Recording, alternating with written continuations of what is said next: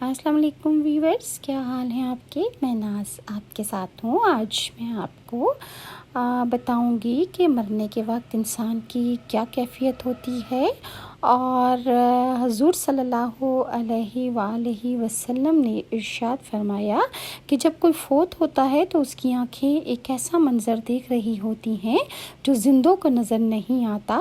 اور ابن ماجہ کی روایت کے مطابق کہ جب صحابی رسول حضرت ابو سلمہ کا آخری وقت آیا تو رسول اللہ ان کی عیادت کے لیے تشریف لائے۔ وہ اس وقت نزا کے عالم میں تھے، گھر میں افسردگی کا ماحول تھا اور گھر کے ایک گوشے میں خواتین رو رہی تھی۔ اس موقع پر آپ نے فرمایا کہ میت کی جان نکل رہی ہے تو اس کی نگاہیں پرواز کرنے والی کا پیچھا کر رہی ہوتی ہیں، اور تم نے دیکھتے نہیں کہ آدمی مر جاتا ہے تو اس کی آنکھیں کھلی رہ جاتی ہیں۔ اس کے بعد آپ نے اپنے ہاتھ